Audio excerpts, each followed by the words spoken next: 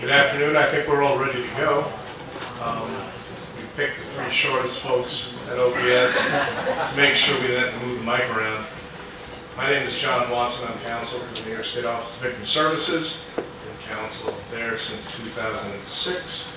The legal unit will get into what we do and what I do on a daily basis during the presentation. And I wanted to let the deputies introduce themselves. Thank you. Good afternoon, everybody. Thanks for joining us. I'm Linda Williams. I'm Deputy Director of Operations and Program Development at the Office of Victim Services. So I'll go through my units in a bit, but I do a little bit of everything: operations, finance, admin, grant contracts, and training and outreach. I've been at the agency since 2020. I actually started the first week of the pandemic, which was fun.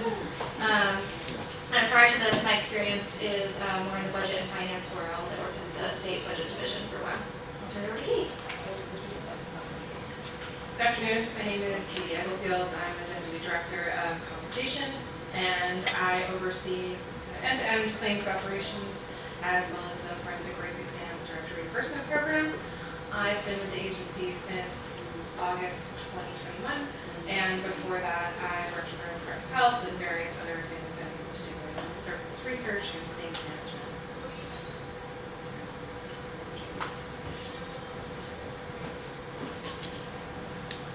I'm a walker, so I'm going to just take this around as I go. We wanted to give everybody here an idea of what our objective is today, how we're going to go about presenting everything.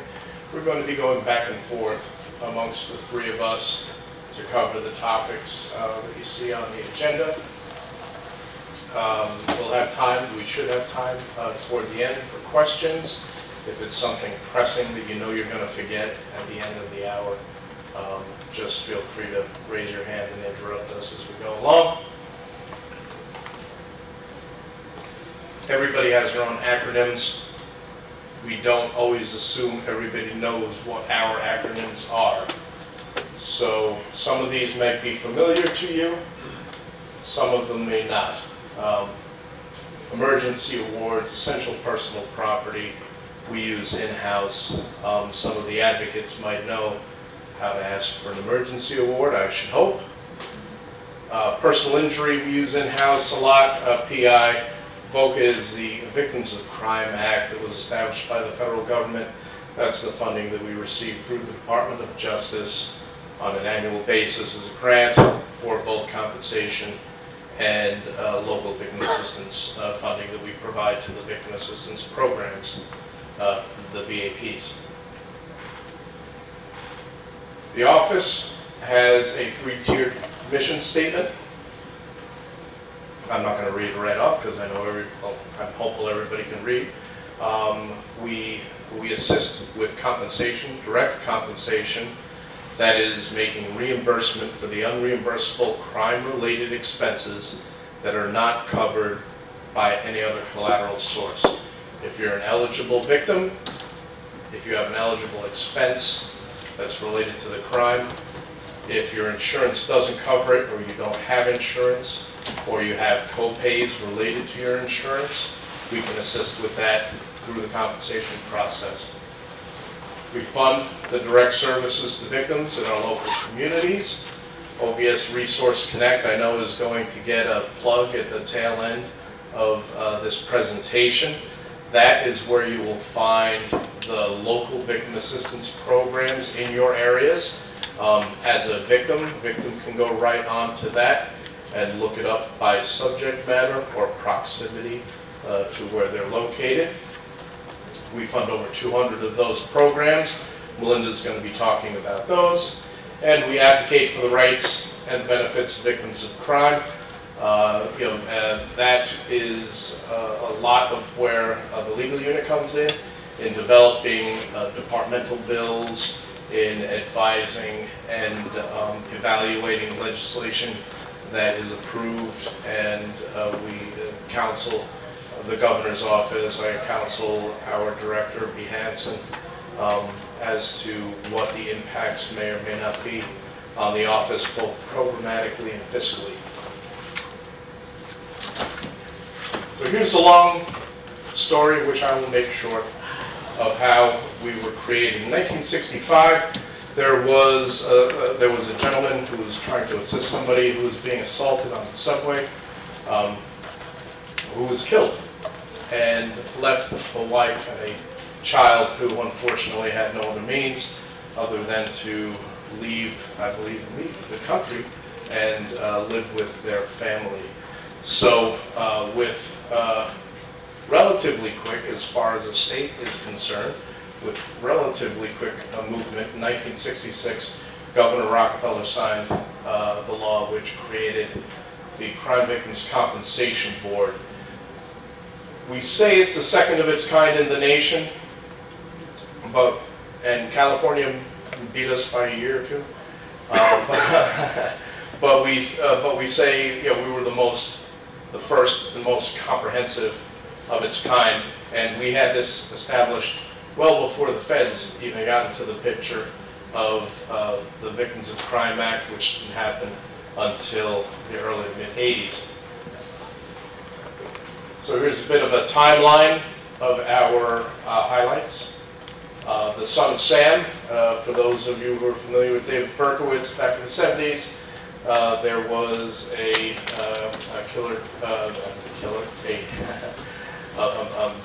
violent person who became known as the Son of Sam. And the Son of Sam law was created initially to stop those who were convicted from profiting from their crimes. I can get into that more during my presentation. Legal handles that aspect of the office's involvement there. In the late 70s, early 80s, we expanded the agency's roles to fund community-based victim assistance programs, VAPs. Some of you are or have had interaction with our VAPs. If you haven't, go to our website, figure out who your local VAPs are, and interact with them. Those are our boots on the ground. Those are the people who know our process and know how to get a claim through and started with us. You can see we did the VAP funding this many years before the feds got into the game. The Federal Victims of Crime Act was passed by Congress in 1984, was expanded 85-86 to allow the state administrators of the VOCA dollars to provide money and grants to victim assistance programs in their state. Like I said, we were doing it first, and better than California. In the early 2000s, we established, the legislature, the governor established the Forensic Rape Exam Direct Reimbursement Program. Now that is the one exception to our payer of last resort caveat. This makes us responsible to the medical providers licensed in New York State who provide forensic medical exams to persons who are victims of sexual assault. In 2010, I should go backwards. Back in the 60s, there was a Crime Victims Compensation Board. I think at one point they decided they didn't like having the name compensation in there because of the feeling that, you know, once you're a victim, you can't truly be compensated for that. So then it became the Crime Victims Board. I joined on in 2006 with the Crime Victims Board. In 2010, the 5-member Crime Victims Board was legislatively eliminated, and we became the State Office of Victim Services. 21-23, we're still busy. In current day, even despite COVID and all of our setbacks, a new law was established to require the 20-year retainment of sexual offense evidence collection kits. Sexual Offense Evidence Collection Kits. It's the worst acronym we have. 20 years. They have to be maintained if they're not turned over to the law enforcement. And it was decided that, heck, OBS does everything else good, we'll just give it to them. So that's our responsibility now. We have a warehouse. Melinda's going to talk about the responsibilities there. And this upcoming year, 2025, the end of 2025, we're already in preparation for the implementation of the Fair Access to Compensation Act, which was a law that was approved by the legislature last year and will be going into effect, as I said, at the end of next calendar year. You can see the three of us are here on behalf of our director, B. Hansen, who's unable to be here today, and our next level boss is obviously the executive. We have, under Melinda, we have the grants unit, the ASU Administrative Services unit, our training and outreach unit, which has become more and more of an element to the agency, getting out there, getting the word out, reaching out. I'm left alone. I don't know why I don't have so many people under me. I'm left alone. The legal unit is rather small. I'll get into what we do. We're small, but we do quite a bit. And the compensation end under Katie, she's got a comp unit chief and roughly 50 staff to my 4 right now. The agency program areas, administrative and operations, ASU or administrative services, grants, training and outreach are all under Melinda. Compensation, investigations, medical reimbursement. New York State does not have a cap on the medical reimbursement as long as the care is related to the crime. So we could have a person who is injured and paralyzed, and those crime-related expenses and bills we will pay for the rest of their life. So we have a unit of nurses in particular who do that additional medical reimbursement, that continuing care that folks need. And they also do the rehabilitation services. And again, just like the organization chart, and there's legal. I don't know, actually legal put this together, so I don't know why we don't have any more bullets there, but we do. The Administrative Services Unit is under Melinda, our Deputy Director, for everything that's not legal or comp, and I will switch it over to her.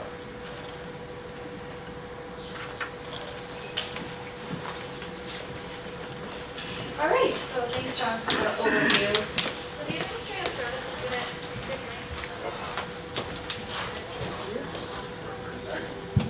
all right, I'll use the stand mic. I don't know if you can walk around as much, or it's user error. So the Administrative Services Unit does a little bit of everything. OBS is a small agency for the state. We only have about 100 people overall. So this is really our centralized finance and budgeting, working on our annual budget request, tracking our spending.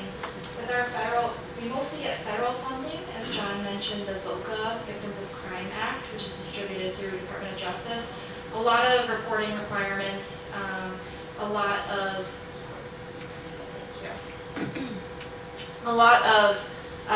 both kind of spending reporting, but also service level data in terms of number of individuals served and different demographics. This unit also does our projections. It also oversees the SOECK storage facility, which we'll talk about a little bit more later. That's our long-term storage facility for the sexual assault kids. This unit processes all of our payments that go out. So Katie will go into more detail about our compensation process, but every day this unit is pulling all the payments that have been reviewed and ready to pay out into one big bulk payment that goes out. So every day we're processing payments to individuals and providers. We also process emergency awards, which Katie will go into, but there are a number of situations where we actually mail a check out overnight for kind of immediate safety or health needs. This unit also handles our grant contract reimbursements. So On the next slide, we'll talk about this, but we fund a number of community-based organizations, and we pay them quarterly reimbursement-based, also internal controls, the agency's fleet, and just all things purchasing and procurement. So a little bit of everything. Our grants unit has about 30 staff, and this unit is managing all of our contracts out with community organizations. So we fund right now about 250 organizations, and this varies from district attorney's offices, where we may fund just 1 or 2 victim advocates on the staff, to big nonprofits, Safe Horizon, where we may fund hundreds of employees. And so it really ranges nonprofits, system-based municipal agencies. We provide funding to other state agencies too, so a pretty broad range. And we fund those competitively. We do a 3-year funding cycle. We'll be announcing our next opportunity likely in January. So we're kind of always going through that competitive process. And so staff in this unit work with those programs. VOCA comes with lots of strings, so a lot of requirements of what's allowable, what's not allowable. So they're working with these programs.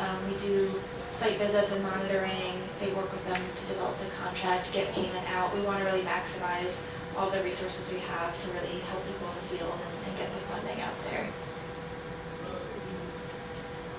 And then lastly, in my area, we also have the training and outreach unit, which is growing. And this unit does a lot of our public-facing outreach and engagement with the field. So we have a designated community engagement liaison position that attends coalitions, goes out, spreads awareness about OBS. This unit also plans a biennial conference, and so we do that every other year. We have hundreds of victim service providers come together. In off years, we do a smaller summit event, and so some of these events could be relevant for many of you, so I encourage you after this, look at our website, sign up for our listserv.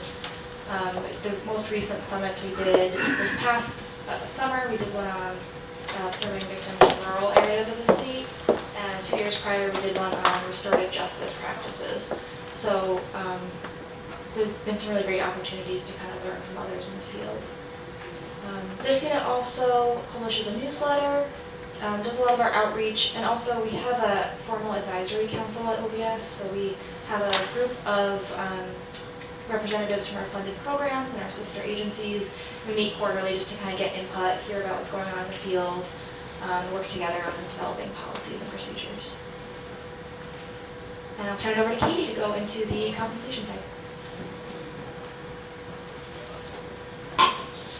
So, the compensation program is in itself a self-contained program. However, there are 3 distinct program areas within that. And so when I say that, I mean a claim comes in and it follows a path. And the first part of that path is our claims intake unit. And so what they do is they look at the claim, make sure it has all of the base compensation claim for eligibility, make sure it has all of the basic information that we need in order to assign a claim to an investigator. We are not a law enforcement entity, so we are not looking to see whether a crime, we are not looking to determine if a crime occurred. We are looking to see whether someone is eligible, and we'll get into that in a little bit more detail later. So this unit just looks for form and fit, gathers information, passes it along in the process. Investigations unit. These are eligibility investigators. It's much more analogous to workers' comp or an insurance claims adjuster type role than law enforcement. But these staff, they work with claimants, they work with advocates, they work with all sorts of representatives to get enough information that we need in order to determine someone's eligible, and then gather information to make sure that we have all the documents we need to prove that what they're asking for is related to the crime and necessary. Medical reimbursement unit. So after a claim, so the third kind of path, after a claim has been determined eligible for services, it goes on to our medical reimbursement team. I would say that we have 3 types of claims, and I'll talk a little bit more about this later, but most people when they're coming to us, it's because they have a lot of expenses, and they have a lot of medical expenses that are not covered by insurance, or they need things that insurance just wouldn't cover at all. And so this is where this team comes in. We pay for things like hyperbaric therapy, sometimes some people's insurance policies don't cover chiropractic care, or the level of care that has actually been ordered. So that's where we can come in. We can pay those bills. Rehabilitation services. So this is actually a much smaller subset of our population, but as John mentioned before, we have 2 nurses on staff and they have 1 support person, and they work with our most high needs claimants. And so these are individuals who have been severely impaired as a result of a crime. So this, paraplegic, quadriplegic, severe traumatic brain injury, and they work with our nurses work with their providers and their families to make sure that they have everything that they need, including but not limited to making home modifications, vehicle modifications, or getting them hooked up with the state education department's Access VR program in case they need any kind of job retraining. Yeah.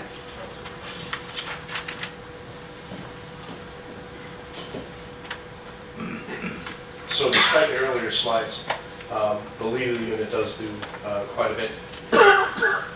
It's myself, I have an associate attorney who oversees our legal secretary, essentially paralegal, and our administrative staff, our administrative assistant rather. We're responsible for mainly providing legal assistance and advice concerning the operation of the agency. When I say that, legal advice, it's all in-house. Unfortunately, if an advocate calls or a victim calls and wants legal advice, we have to explain to them that we're unable to do so. We develop and adopt rules and regulations appropriate to our mission, including, as I said, the departmental and the legislative proposals. I'm born from the legislature. I spent many years serving under several members of the state senate, so that's sort of my fun time when those legislative proposals are being developed. I like to draft bills and get those types of things going. We implement strategies for collecting funds paid out by the agency as compensation awards through restitution and subrogation. Restitution is a portion of a criminal conviction that the court says the perpetrator has to pay back to the individual. That's restitution. Subrogation in our statute is essentially us standing in place of the victim, and we are able to get money back to the extent that we paid in a claim should there be a later civil settlement or civil judgment. We can also have restitution ordered to us by the courts, though that's quite rare. The courts seem not to like to do that.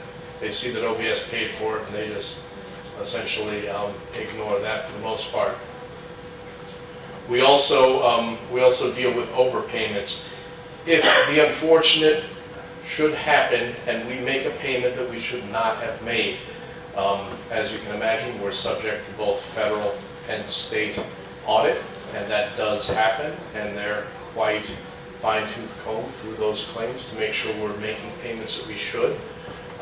It might be, if it's a mistake on our part, we generally let things go. If it's a mistake on the claimant's part, oh yes, I forgot I had that insurance policy, or I forgot that this collateral source paid that. We don't want to do that. That's the worst thing that can happen for us, because we're there to help folks, but unfortunately the lawyers get the bad rap, and we're the ones who are calling those folks asking for that money back because we're payer of last resort. We look at the operation of laws and policies at the state and federal level, and how local criminal justice agencies are doing their job and how they impact victims of crime. Again, we develop our policies. We provide training on victims' issues. We have, for those of you who are unfortunately might be attorneys in the room, we have a CLE presentation, a 1.5 credit CLE presentation on the topic of restitution. that we provide. We provided this past spring to a number of district attorneys' offices. We have a couple of more this fall that we've committed to that we will present to the DA's offices to make sure that when they're going through their prosecution, when they're putting together their pre-sentencing report, that they're including the monies and the actual fiscal damages that occurred because of the crime and making sure the restitution is part of that criminal conviction. And finally, enforcement of the state Son of Sam law, which itself is its own slide, I believe, a little later.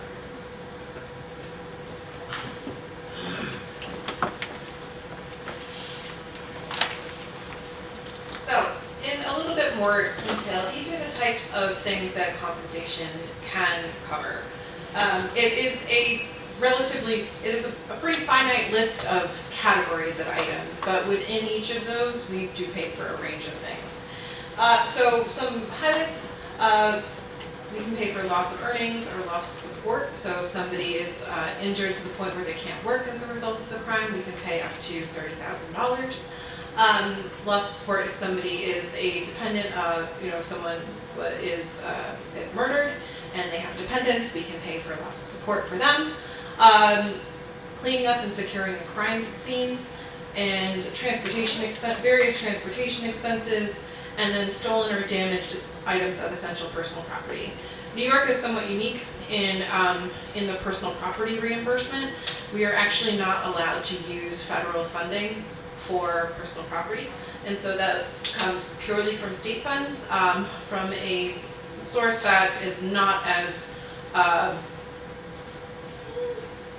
funded as we want it to be, robust as we would hope that it would be, because this is an area where it is we have I would say the greatest growing need, because as a result of financial scams and different kinds of financial exploitation that we've seen growing over the past few years.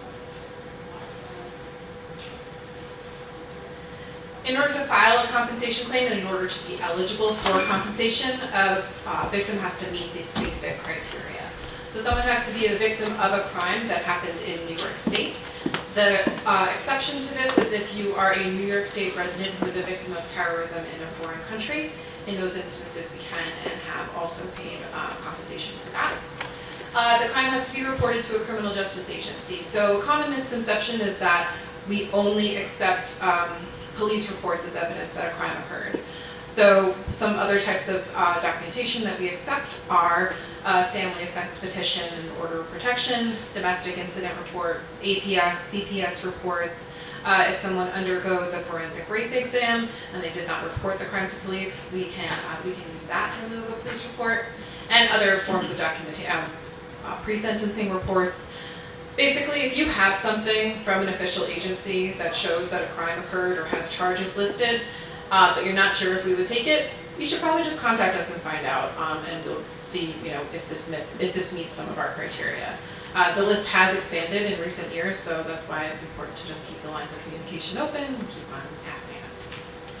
And also that the last item is that the claimant has to have cooperated with the reasonable requests of law enforcement. And so this is essentially, are you talking, if there is an investigation afterwards, is the family or is the claimant or is the survivor actually working with law enforcement?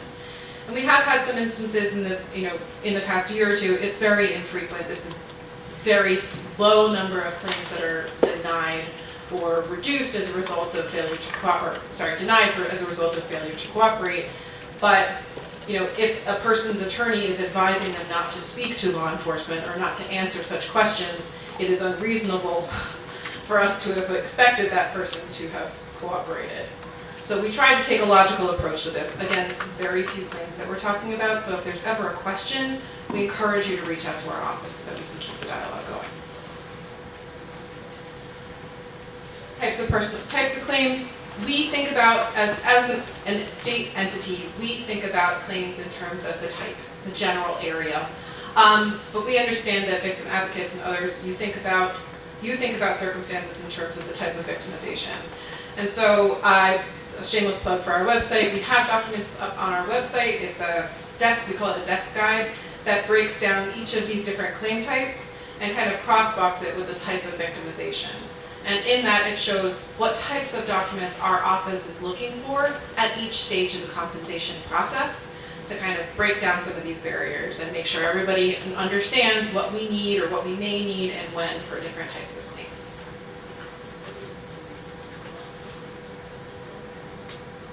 So for each of these different claim types, there are certain criteria that people do need to meet.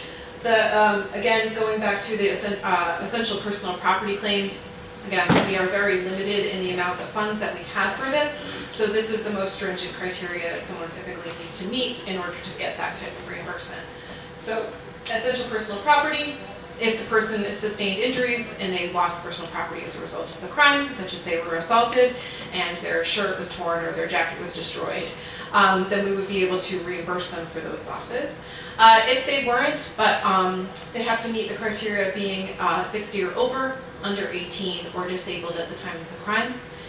Disabled is really, it's not just, you don't have to be like permanently disabled. If you were, if you had a broken leg and someone came up and robbed you on the street, that is, that you were essentially vulnerable at that point, and we recognize that, and therefore you would be able to qualify for personal property.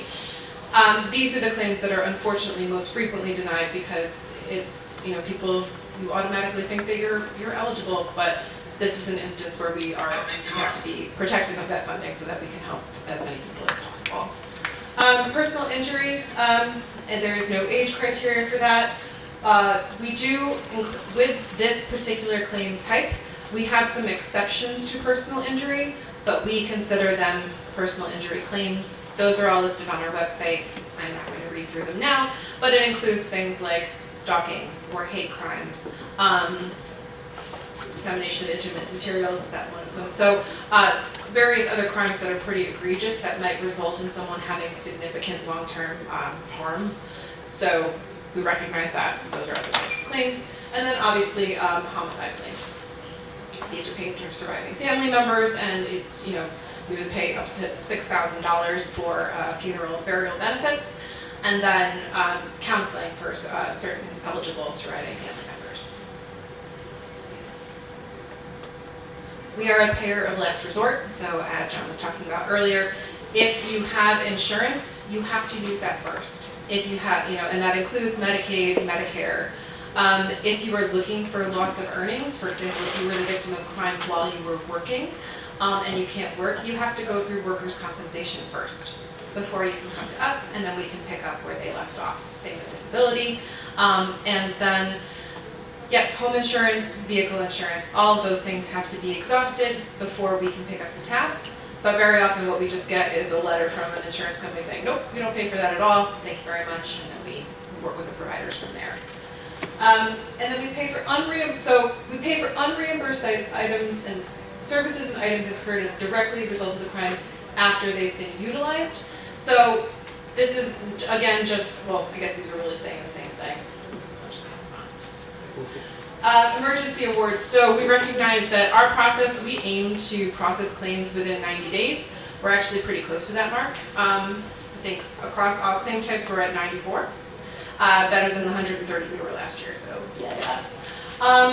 So for emergency awards, this is our turnaround time on these is for basic information showing that a crime occurred, showing who the victim is, and that either the claimant or the family is, working with law enforcement at the time.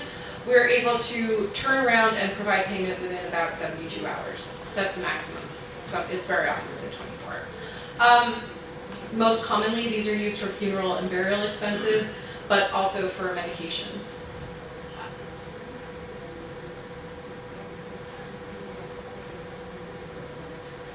For emergency awards, we don't pay the full amount right up front of whatever we're going to reimburse. It's a bigger risk to the agency to release funds without having gone through our full process and having vetted everything.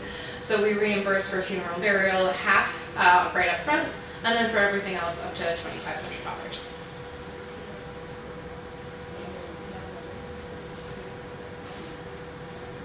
Medical reimbursement, this is, we have, again, like you saw earlier, we have a whole unit that's devoted to this because, as John mentioned, in New York, we do not have any limits on medical expenses, so we are paying for services for victims, I think, as of now, crimes that happened in the early 70s up until now, and then, crimes that happened as of a month ago. And so, our biggest expense is actually for home care. For this, and so if somebody has to have home care and the services near them are not part of the Medicaid program, which very many of them are not, and so we pick up the tab for that. And so we'll pay for whatever the doctor ordered essentially. And I think after that it's medication, inpatient, outpatient mental health care, dental treatment. Dental is a huge expense. It's not for that many people, but is for anybody who's familiar with your own personal issues with dental care or have to, has any experience with claims. This is a tremendous amount of work to understand, especially from our perspective, what is normal wear and tear versus what is directly crime related. So this is part of what takes our office, it takes so long for our office to look at, and why it takes so long to process bills, because we have to make sure that all of these things that happen, particularly over someone's lifetime after a crime happened, are directly related to the crime.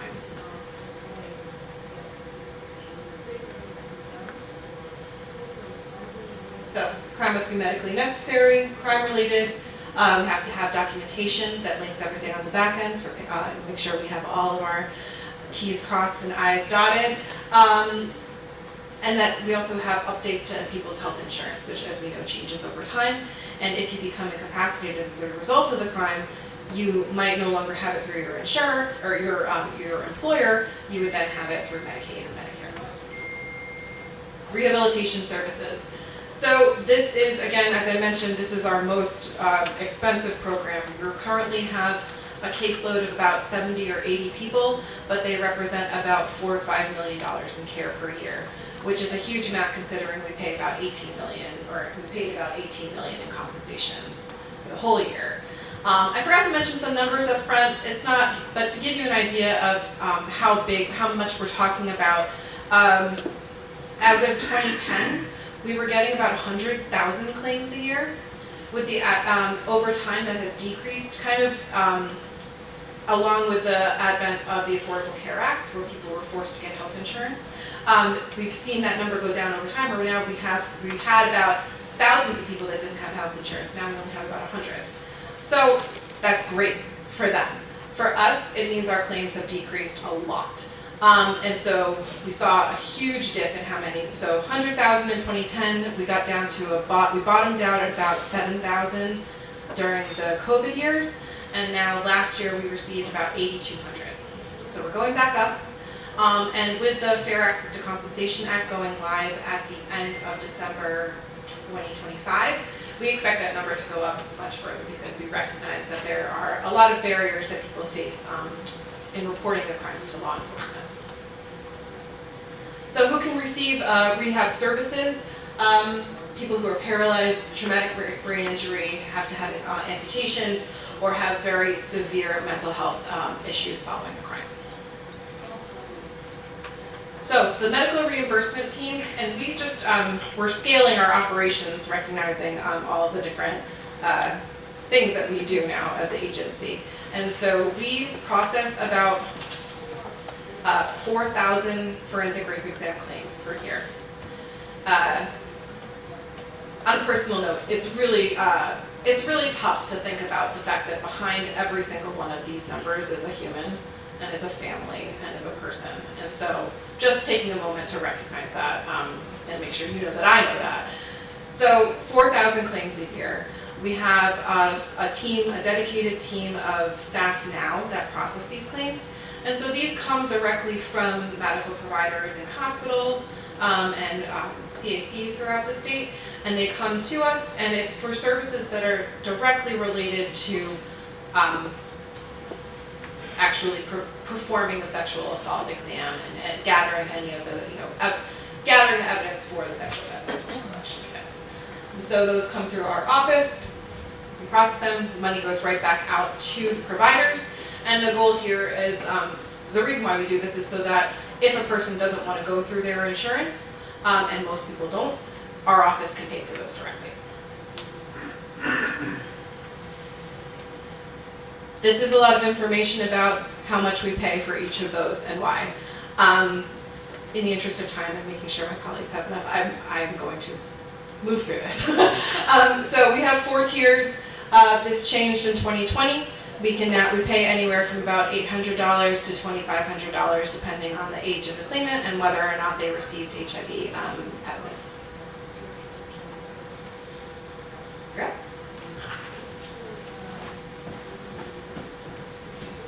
All right, so I mentioned earlier that our agency oversees a long-term storage facility for SOECKs.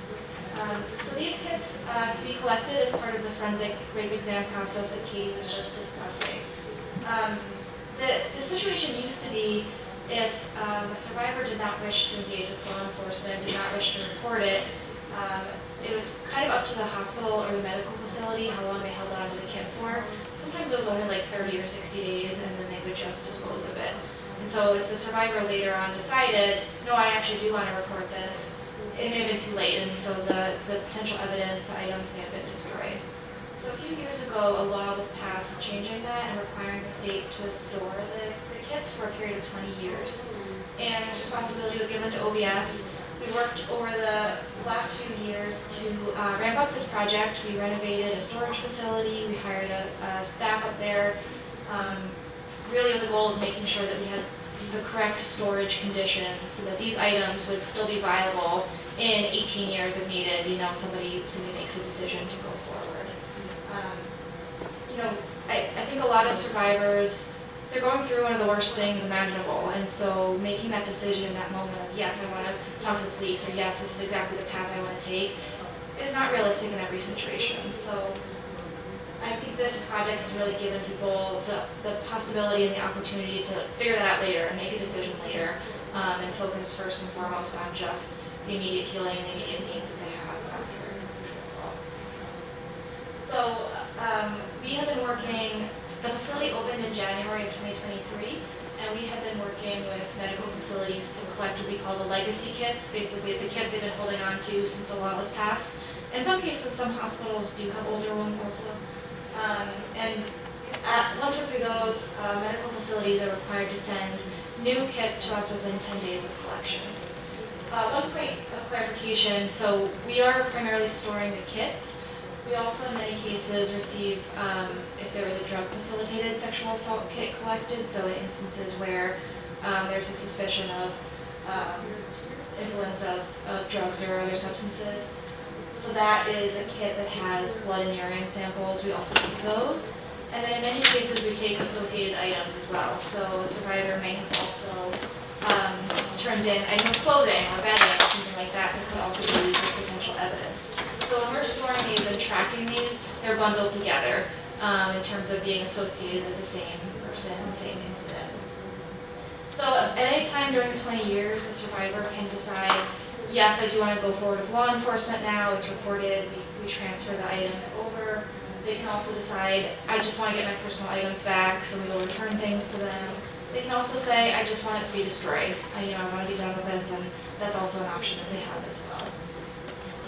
When we started the project, we developed a tracking system for the kids. So one of the really key things was maintaining chain of custody if these items are to potentially be used as evidence one day. So the data entry actually starts at the hospital or medical facility. The hospital staff enter information around the time of collection. When the items are received by OBS, we have staff that scan them into our tracking system. So every point in the process, it's date and time stamped, which person was involved, anytime they move from one storage location to another, any kind of movement. We have a very robust tracking system, and our hope is to maintain that information for chain of custody. And then ultimately, if kids are released to law enforcement, either initially or after they've been with us for some time, our involvement stops from there, so we are no longer tracking them. DCJS, the Division of Criminal Justice Services, will have a separate tracking system for kids that are working their way through police laboratories and the kind of law enforcement process from there. So we're still in the early stages of this project. We have received about 8,000 items so far, and we have a lot more to go. We're working really actively with hospitals and medical facilities. We also have a public-facing portal where a survivor can see just basic information about where their kit is. So basically they can just see, okay, it's at the OBS storage facility, or it's still at the hospital, or it's in transit. And so they're given basic login information at the hospital, and they can kind of have peace of mind to see that, to update their information. One of the things we wanted to be mindful of is not inundating people with notifications, or if somebody lives with a family member that we don't want to disclose to, or a potential abuser, we didn't want to be sending them lots of mail. So they can also log in and say, only text me, or only mail to this address, and so they have that option there. Great, so Sam.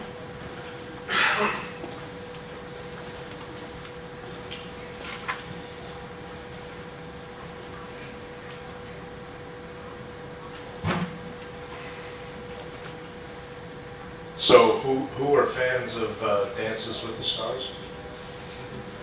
Anyone? Nobody wants to admit it? One. Okay.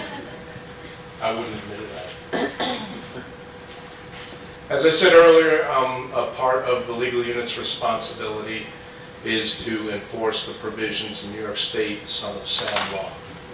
Now, the original Son of Sam law was struck down by the Supreme Court as an unfair impairment on free speech. The legislature quickly amended that to its current form, and even later, when I was in the legislature, I told you I like to write bills and things. I didn't realize I was going to write something that I was going to have to enforce eventually. We created funds of a convicted person. So there's Son of Sam, we call this Son of Sam 1, Son of Sam 2. Son of Sam 1 is what we typically assume, that it's profits of a crime. It's Anna Sorokin, Anna Delvey, whatever her name might be, this month, selling her story to Netflix. One of my favorite pieces of paper in my office is the cover of the New York Post that says Netflix, because we were able to freeze the money that she received from Netflix for her story and pay back with those proceeds the banks who were considered the victims of that crime. The profits from a crime has been around for such a long time, it is rarely, if ever, used. Anna Sorokin was the first person who had apparently thought of everything else but not entering into a contract with somebody for her criminal story. So she's up there. Now, as far as her Dances with the Stars money, I believe she is paid back through the proceeds of that Netflix money. She's paid back her dues to her victims, and that's been settled. There were recent quotes in the paper as late as yesterday as far as why she's getting paid for this. Everybody gets their 15 minutes. She's stretched it out to 30 or so. Son of Sam 2, which is what was created around the turn of this past century, around 2000, 2001, was funds of a convicted person. Now this is what is now more used than anything else, as I said, because everybody became aware of Son of Sam and how not to enter into contracts for their life stories of crime. So funds of a convicted person allows OVS to freeze the assets of a convicted person of specified crimes. Those are mainly violent felony offenses, and as long as they are under the supervision of the state, meaning they're either a guest of one of our state facilities or is still under supervision after release, we are notified if they're to receive funds in excess of $10,000. We will reach out to the district attorney's offices to find out if there are any victims, and their contact information. We'll reach out to the victims. We will ask them if they are interested in pursuing a civil lawsuit, and then we will work with the Attorney General's office to for an initial injunction to freeze the monies, to allow the victims to get proper private attorney involved, and to instigate or to begin a civil lawsuit against the individual.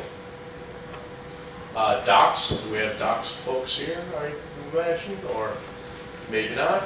Docs loves us because anytime one of the inmates cuts something off during wood shop and there's a settlement, they're the first ones to notify us that the settlement is coming their way, and we'll freeze the money, make sure that their victims have an opportunity to get an attorney and to sue in the civil courts. So we work with multiple entities, the state comptroller, the city comptroller. Most recently, there was a huge settlement. I'm going to talk a lot faster because we've got 5 minutes. Most recently, there was a huge settlement from a group of inmates from Rikers.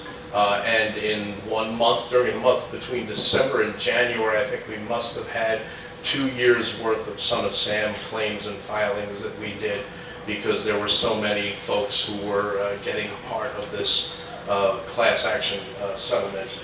We work with the DAs to get the victims, we notify them.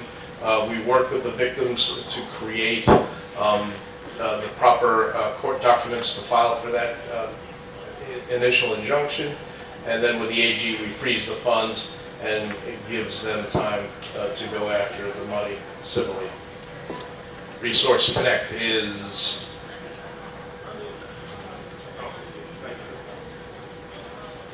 This is our last section. Thank you guys. I know we have a lot of content. But really quickly, we wanted to go over Resource Connect because if there is a takeaway from this, I would love for more folks to be familiar with this platform. So, Resource Connect is available on our website, obs.ny.gov/connect. And this is our online platform to find a program to help somebody.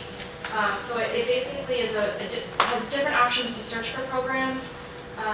Our funded victim assistance programs all across the state, all different types of victimization services supported. And we implemented this a couple years ago. Before that, it was just kind of like, here's some information. Now it's much more interactive and user-friendly, so you can search by really basic language and terms. So you don't have to go to it and say, I'm looking for a domestic violence provider in Suffolk County. You can just say, like, here's my zip code and my boyfriend hit me, and it'll give you resources. So there's all these plain language search options to make it much more user-friendly.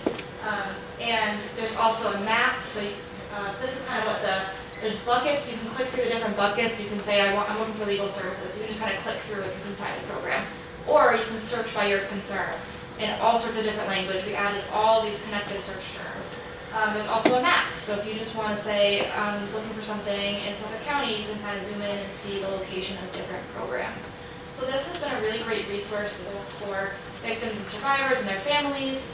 A lot of organizations use this for referrals, so maybe you're not even a traditional victim service organization, but you hear of somebody with a need, you can go on here and find somewhere to refer them. Other state agencies, there's so many uses. We have seen great traffic increases from this. We know people are using it, people are seeing it, people are connecting. And it's just a great tool for a lot of different uses. So we wanted to kind of end on this, highlighting it. It's on our website. Please use it. Please share it. And with that, we'll stop. I know we went a little long, but we have plenty of time for questions. You can also stick around a little after. If anyone has questions for any of us. Yeah, back there first. So I'm a social worker with Stand Up to Violence in the Bronx. We're an anti-gun violence initiative that's run directly out of a hospital. And with that said, I was told by a representative from the Bronx DA's office that OBS doesn't compensate or financially support families who've lost loved ones to violent crimes if it is found that the victim was affiliated somehow, some way with a gang. Yes, and I'm a social worker. I work with the highest risk individuals, so a lot of them are either affiliated with gangs or are at risk of shooting someone, being shot, justice-involved individuals, things like that. So with that said, if it is true, is there a reason why. And I'm asking just because as a social worker, viewing it in that way, it's just really punishing the family, especially during a time when they're very vulnerable and very emotional. So I'm just hoping that you guys can elaborate on that. So, I just saw something about this morning. Right. It was very similar. I'm talking even before the one before. The question was, does OVS compensate for victim or families of victims who were just involved, or who if they were gang affiliations? That's the question. Do we compensate? Yes. There are intervening details. So if the person was gang affiliated and they were shot, but it turns out that right before they were shot, they were pointing a gun at the person who shot them, or they stabbed the person who shot them, that would be conduct contributing. In that moment, a gang affiliation alone is not enough for us to deny eligibility, and I'm sorry that if any of you have had that have been told that, or that is not true. So please continue to submit claims like that, and if you have, if somebody from my office tells you no, please call me. What? We still pay a portion. So thank you, Linda. So in those cases, if somebody was 100% culpable for their own injuries or their own death, we do pay families half. So a family would still get 50% at a minimum in those types of cases. I guess a part two, well, not really part two, but my second question was when you were describing the EPP eligibility. Could you elaborate a little bit? I was a little bit confused when you had mentioned the broken leg, disabled victims. Could you elaborate what you meant by disabled victims? Yeah. So that means that if somebody was disabled at the time of a crime, if they had a broken leg or a broken arm, or if they are literally on disability and they are unable to work, we look at all of those types of circumstances to determine if they're disabled. Yeah, you have a question? Yes. Okay, so two quick related questions. One is about crime scene review. I didn't pay for that. However, my question is, how is that information supposed to be conveyed to victims? Let me give you a story that I heard recently of a couple in New York City whose son was murdered either in their house or right in front of their house, like late at night or early morning. Police came, blah, blah, blah, and they said, according to the couple, the police said, we'll send somebody. So they wait. Finally, the next afternoon, they call the police station and say, we're sending somebody. And they're told that's not our responsibility. So the family has to come over themselves. So the question here is who, among other questions, is whose responsibility is it to convey this to people? How are people supposed to contact OVS to get, it has to be paid for and then a request put in for reimbursement. What if people don't have those means to pay for it ahead of time? It seems like the system's not going to work. The story is complicated. Yeah.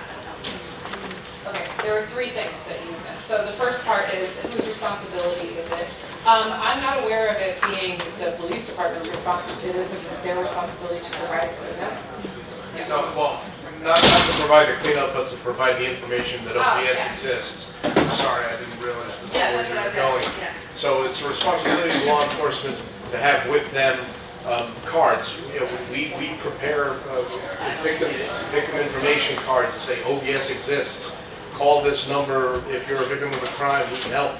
Here, as a matter of fact, here's the number of the local victim assistance program. And is that available like 3 o'clock in the morning on a Sunday morning? Most crimes of this sort usually happen weekend nights. So in those instances, we are doing we have a much more concerted effort to get the word out about us and what we cover.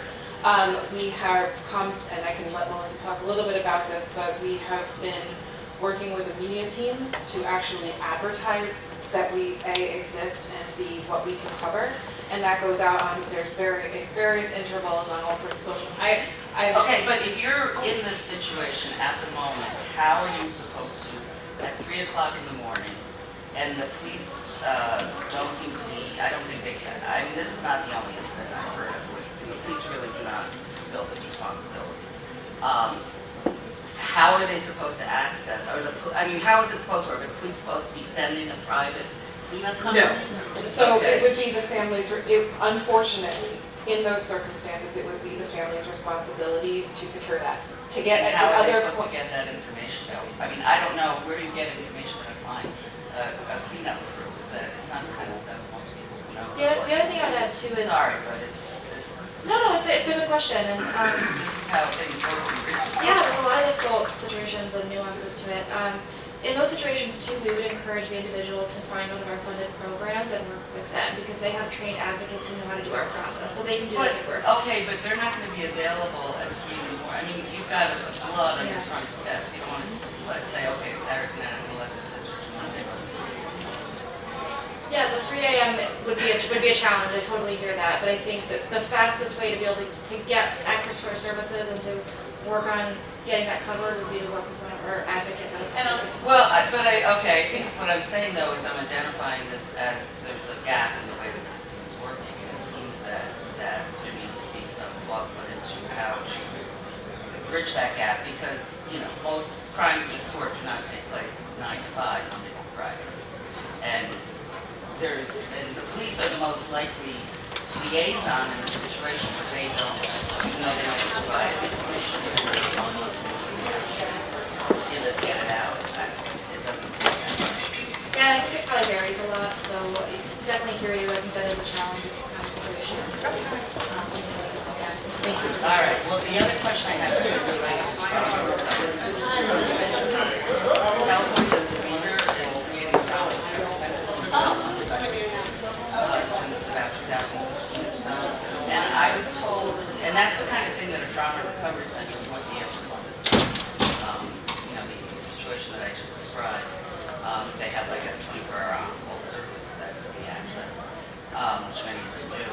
I was told that New York State was considering starting this trauma recovery center, you know, program in several of the cities around the state, and then for some reason the idea just kind of died out.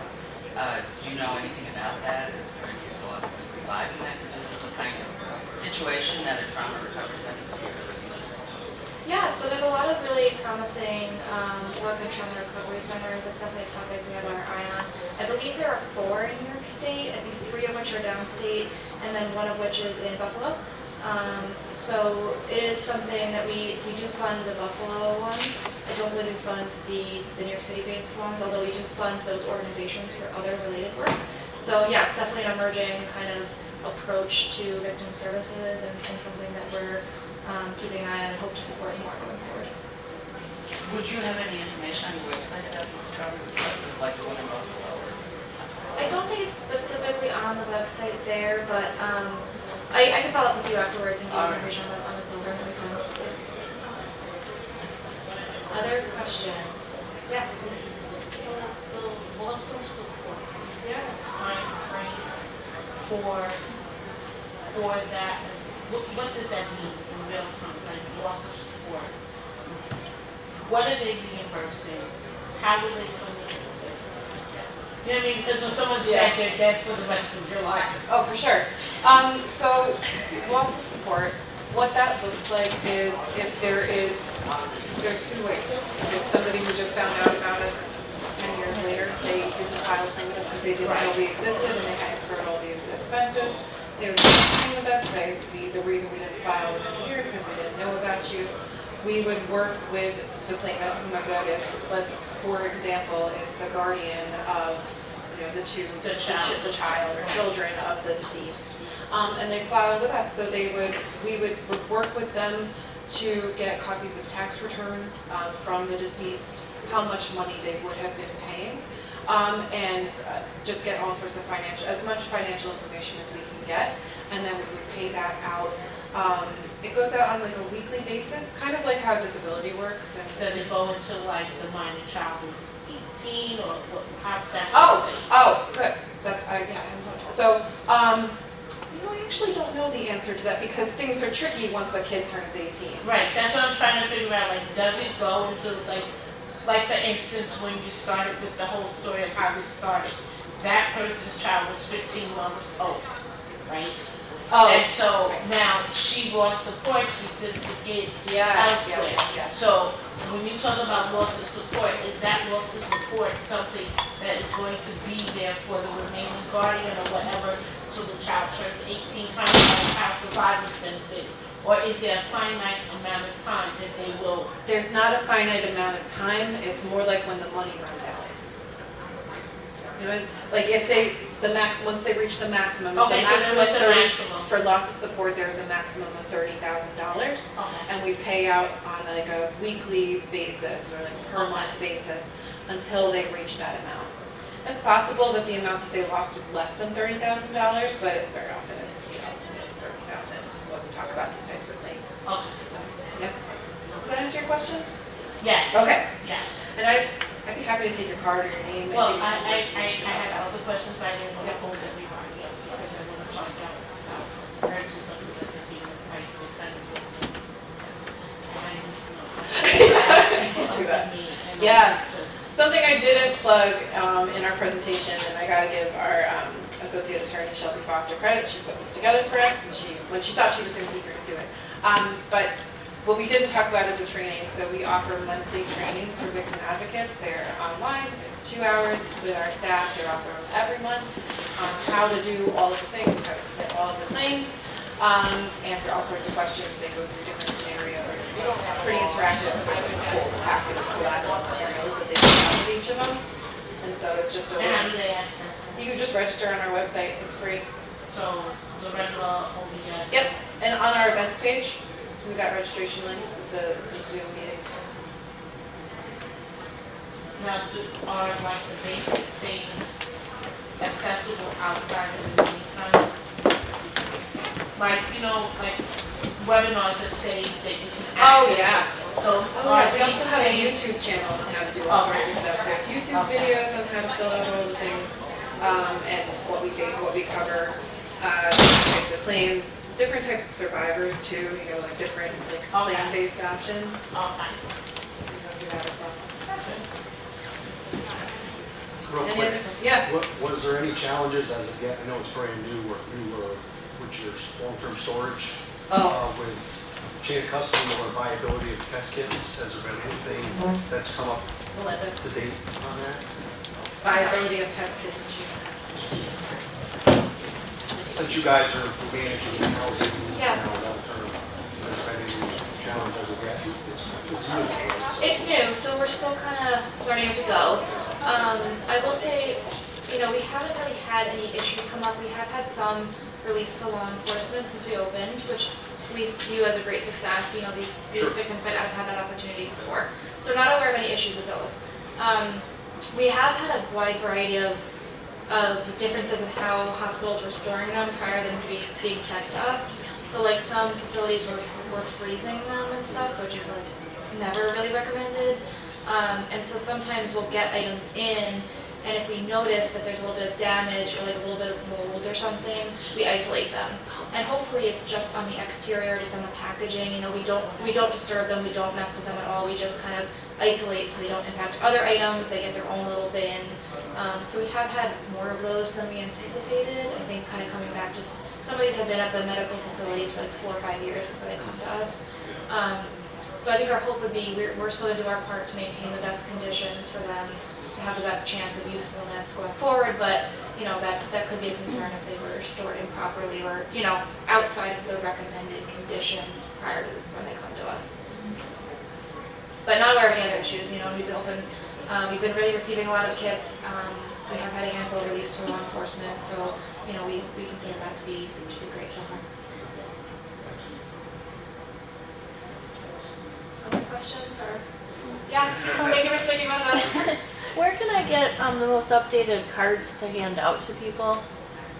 So we actually have We have a table here at the event today, where we have some literature. It's kind of like our little bit lengthier pamphlet. We just redesigned it though to be more plain language and trauma informed. And then if you're looking specifically for things like the police cards, the more Yeah. concise documents, Yeah. I can give you an email. I'll see if you will. We have an email where you can request them, and then our office mails them out free of charge. Okay. What was the email? It is OVS. I'll wait for you to write down because it's long. Okay. Do you want me to just come up there? Yeah, I'll come by after. I don't have to know that. I'll see. Okay. Because I was gonna ask you, I missed the slide that had the emergency award categories. I was writing things down, but I missed like the last 2 or 3. Oh. Go back for it. Thank you. I'm in here for the next session, so I just figured I'd wait to ask. Okay, no, it's good. It's good. We like questions. This one or the Yes, it was the one before it. Yes, This. that one, yes. Yes. It says, Come on up, go. There's only 2 people left, 3 people left, so. okay.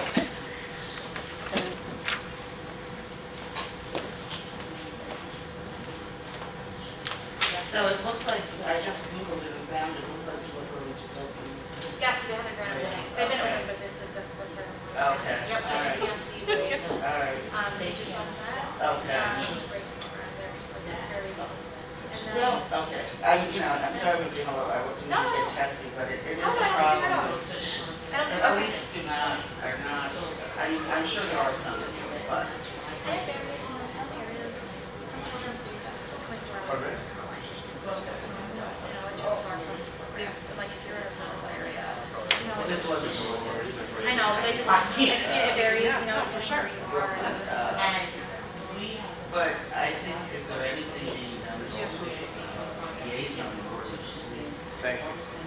Really get it through to them, that Yeah, they that's my there, if somebody, Roll right through. child was shot at the doorstep, Yeah. who are you gonna call? I mean, obviously. Yes, let me give you this email quick so you can, All right. yes. Like I said, I